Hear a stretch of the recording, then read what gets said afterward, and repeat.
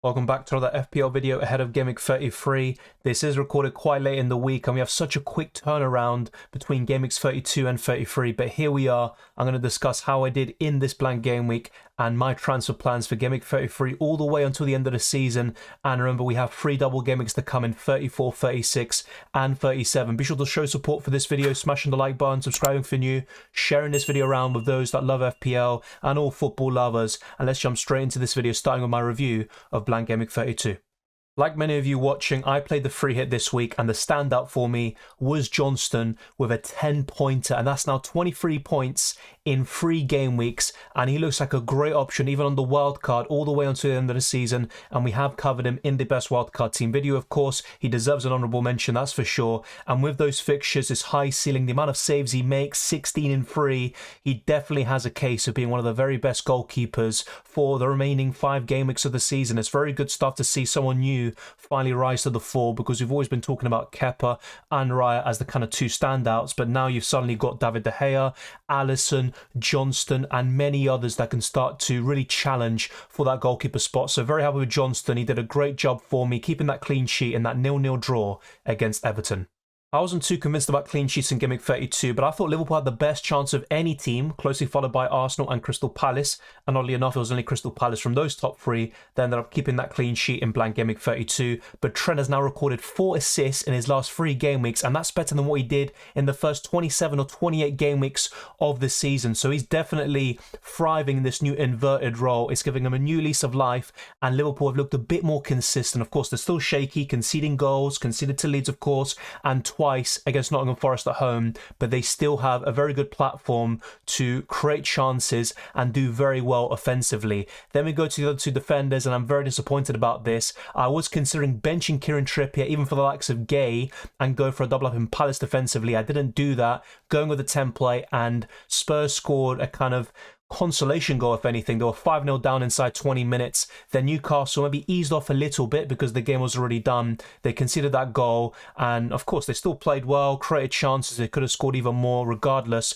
but they definitely switched off in that moment, and Harry Kane scored with a very good finish. Very disappointing though for those of you with double Newcastle defence. I only had Trippier, so maybe the frustration wasn't as big, but I actually thought Newcastle would win this game, not by 6-1, but maybe a 2-0 victory, and that would have been ideal for those of us with Newcastle defenders like Kieran Trippier. No involvements whatsoever in those 5 or 6 goals here. And then Alex Moreno was my last defender, and I think that Emi Martinez coming off at half-time with that virus he had, that stomach issue, I think that had a lot to do with it. I genuinely think if he had stayed on the pitch, Aston Villa would have kept a clean sheet, and yeah, they might have drawn the game regardless in a 0-0, but that would have been certainly ideal for those of us with Alex Moreno, Tyrone Mings or Emi Martinez in goal, who was on my bench actually. The rest of my bench was a bit tragic. I'll maybe discuss them a bit briefly later on. But either way, there weren't many clean sheets this week, and those that maybe piled up on Crystal Palace defensively and 1 or 2 other teams here and there like West Ham certainly did bear the fruits of these clean sheets, because they were very hard to come by even with the best teams available in this blank. The most popular team structure in Gameweek 32 was a 3-5-2 formation. That's what I ended up going for, and Salah was the most popular captaincy option, and he did a decent job, got that goal, but nothing more to it, and it definitely was a bit of a swing once again between those that captained Salah compared to those that maybe went with an Isak punt or Bukayo Saka, even Gabriel Martinelli, but still, it's a return from Salah. You can't ask for much more, and he's showing some real consistency in recent weeks, and he's a very good option from now until the end of the season. Cody Gakpo, though, being subbed off at 59 minutes was just pure frustration, and for me it seemed like almost a 50-50 between him and Diogo Jota, but such a huge swing between the 2 regardless, so fair play to those of you that went with Jota. I was considering maybe going for Robertson instead of Gakpo, and Jota was in my thoughts, but I think Robertson was kind of more likely to be in my team in the end, so not too many regrets there. But I think the frustration with Gakpo is that he can produce these really big hauls, but he can also produce a lot of blanks along the way. And the same goes for the next up, Eze with a 3-pointer, and Crystal Palace have been looking so promising in recent weeks, and they were scoring goals, creating chances, but in this game a 0-0 obviously favoured the defenders, and it obviously played a big part in Johnston producing such a big haul. But those with Eze, maybe a double up with Elise, certainly were very frustrated by the end of this game week. And then we go to something a bit more positive. Bukayo Saka with 13 points, bouncing back in the way I expected after that penalty miss against West Ham and some poor performances along the way. I don't think it was his absolute best game, but he was pretty lively, good on the ball, didn't give the ball away too much, created chances, obviously scored that goal towards the end, which was crucial, and you never know what that point could lead to in the title race. But with Bukayo Saka, a very impressive haul nonetheless, and the same goes for one of the most consistent players in recent weeks, Gabriel Martinelli. He just can't stop scoring or assisting. He's producing returns in every single game. Let's see if he can make that yet another return in Game Week 33 with such a crucial game up next. I won't have him in my non-free hit team, and I think he's probably the most likely from any Arsenal player to produce a return, and I'm hoping from the very best for him until the end of the season. I think those that still have Martinelli probably should keep, even if it means not going for Grealish or Mohamed Salah. By far the most disappointing part of my team was my forward line. Ollie Watkins has only blanked twice in 13 game weeks now, but you still expected him to do something against his former club. And that game was very frustrating because we all went for the wrong striker. It was Ivan Toney in the end who scored the goal, got maximum bonus points, and Ollie Watkins did blank. But you can't really fault him too much. His consistency has been fantastic, and Aston Villa have been on a real run under Unai Emery, chasing those European spots. But Gabriel Jesus missed so many chances against Southampton, probably 3 or 4, an XG of around 1.34, and he really should have done much more than what he did. A 2-pointer against Southampton, bottom of the league. Arsenal went 2-0 down, then 3-1 down, and it doesn't really help when within 20-30 seconds the goalkeeper gives the ball straight to Southampton and Alcaraz scores with a very good finish, I have to say. But Gabriel Jesus was by far the most disappointing part of this game week, and it was definitely a really close score for me between Gabriel Jesus and the likes of Isak, and you could say Diogo Jota, and I think that's where I ultimately got things wrong. The midfield was pretty good overall, with the exception of Gakpo and Eze. Trent was fine, Johnston did very well, but those forwards were the biggest letdown. I don't have many regrets about Watkins considering his recent form. I was never going to go without him, but Gabriel Jesus was so frustrating, as he tends to be, and with Isak first on my bench, that only added and fuel to the pain. And my other two players on my bench were Gay and Zuma, who both kept clean sheets. So it ultimately was a question of what could have been in Game Week 32. I'll now talk about my rank and how that's changed since Game Week 31, and talk about the captaincy, which also played a part, before moving on to my transfer plans for Game Week 33. Without using the free hit, I would have scored roughly 42 points, assuming that I had captained Saka, and this is without making any further transfers. So I did gain 21 points, and I brought in the likes of Trent Alexander-Arnold, Johnston, Salah, who I captained, and also Gabriel Martinelli, but it still felt like a frustrating game week, and I only went up by 1,000 places from 96k to 95. I've now got 2,104 points overall, and it was only 63 points, and I've seen some very good scores, you know, those in the 70s and 80s, so fair play to all of you. And that's why I feel having, you know, some good players on my bench, not picking the right forwards, and also getting a few things wrong in the defence and midfield ultimately did cost me this week. I have not many regrets about the captaincy and also about certain players like Watkins, but it still should have been a better game week, and I feel I did make some mistakes with my free hit selection. Let's now talk about my team selection for Game Week 33, and I'm going to be using one free transfer this week. That is the plan, to bolster not only this upcoming game week but also the doubles in 34, 36 and 37. I have several big decisions to make and also some benching dilemmas, and I've got a straight shootout between Kepa Arrizabalaga and David Raya. My two goalkeepers will be facing each other off in Game Week 33. I'm giving Kepa the edge, mainly because he's at home, but I don't see a clean sheet for either team, and it might just be a question of who makes more saves or gets more bonus points. Let me know who you'd go for down in the comment section below. I think it's a very close call. It might even come down to a coin toss, but I'm currently going for Kepa Arrizabalaga. Despite an underwhelming performance in the FA Cup semi-final, I'm looking to bring in Pervis Estupiñán for either Ben Mee or Nathan Ake. I'm going to wait and see if there's any more news about Nathan Ake and his injury. I'm not expecting him to return against Arsenal, but he could be available for Double Gameweek 34. And if that's the case, I'll keep Nathan Ake, and he could be a very good option for that double. I'm expecting plenty of clean sheets for Man City from now until the end of the season, and it would be ideal to bring in a Stupinian in for Ben Mee and have even more doublers available in Gameweek 34. So I think a Stupinian could do really well against Nottingham Forest away, and Brighton have been a bit on and off in recent weeks in terms of results, but I still think they have the capabilities of doing extremely well this midweek. And I'm also going for Kieran Trippier, and also looking to go for potentially a defensive double up here with Sven Botman away to Everton. And Everton have been very poor recently. They're not scoring enough goals and they're not getting enough results, but Sean Dyche has certainly made an impact in home matches, so Newcastle could still struggle or at least concede a goal or two,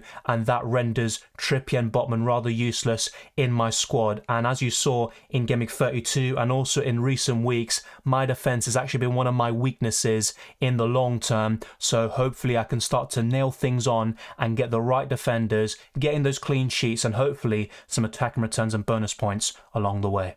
This might seem crazy, but I'm looking to start Bruno Fernandes over Bukayo Saka and bench the Arsenal winger. However, there are reports that Bruno Fernandes has picked up an ankle injury and could miss the Spurs game following the FA Cup semi-final against Brighton. So that's something to definitely keep an eye on. And either way, if Bruno misses out, it'll be Bukayo Saka coming in, and that's already done automatically by FPL. But if he is fit, I'd probably start Bruno Fernandes, who's playing in a more advanced role and also putting in some very good performances. Man United certainly missed him in their 3-0 defeat to Sevilla, and I think things would have certainly been different. Marcus Rashford is also in here, and he's a good captaincy option, but I don't think I would put the armband on him despite Tottenham's woes and the way they conceded for fun against Newcastle over the course of the first 20 minutes. I think this game will be a bit tighter, and I think both teams might be a bit conservative. Man United have a very poor away record in the Premier League, and that is a big issue that Ten Hag needs to address over the summer and in the years to come. And I'm also going for another double up in the midfield with Solly March, who missed a decisive penalty against Man United,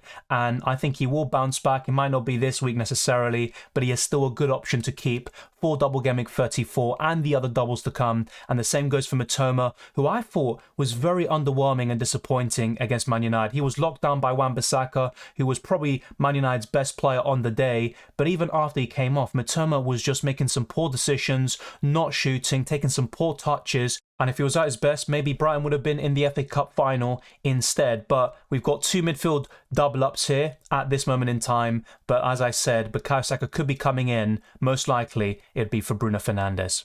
Even when Spurs get completely embarrassed, Harry Kane can still pop up with a goal, and he's been so consistent. I've said this all along whenever talking about Harry Kane, but his record against Man United isn't particularly great, especially in home matches when he's only scored once against the Red Devils. So you could even make a case for selling him for a -4 hit to Mohamed Salah and maybe bring in Isak in the forward line. I definitely wouldn't rule that out as a good move. Erling Haaland at home to Arsenal is probably the best captaincy option. I wouldn't have said this if Arsenal had Saliba and were also in good form, but with Arsenal looking very shaky at the back, with Rob Holding and their recent clean sheet record, I'm afraid to say I think Erling Haaland will probably score the most points of any forward and most likely of any player, depending on how that game pans out. If Arteta doesn't find an alternative solution, maybe put Thomas Partey as a centre-back or Ben White centre-back and Thomas Partey right-back, I'm just afraid to say with Rob Holding up against Haaland, it's going to be it's going to be over before it even begins, this contest,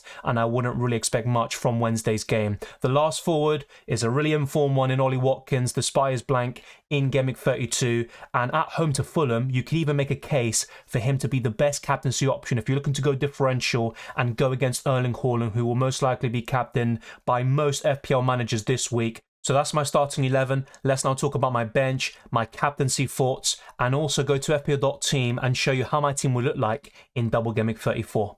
There are some really tough calls in Gameweek 33, including Raya versus Kepa Arrizabalaga and Bukayo Saka versus Bruno Fernandes. And you've also got a few other dilemmas here and there, such as Luke Shaw, who could still do pretty well against Tottenham Hotspur away, and the captaincy. But I'm looking to go for Erling Haaland as captain right now. But with all these recent kind of ups and downs, and also you could technically say a grey arrow in Gameweek 32, I might just go a bit different for the sake of it, which is something I normally don't recommend. But but even someone like Ollie Watkins as captain, or going for Marcus Rashford, a Brighton midfielder, that could certainly be on the cards. And I wouldn't even rule out taking a -4 hit, selling the likes of Harry Kane to Isak, and then bringing in Mohamed Salah in for Bukayo Saka. I would be able to afford that, and I do have some doubts about Isak and whether he will start in Gameweek 33, and there will be the odd occasion where Callum Wilson comes in and starts because he is a good forward as well, but that is certainly a possibility for me. But at this moment in time, the most likely scenario for me is to bring in Pervis Estupiñán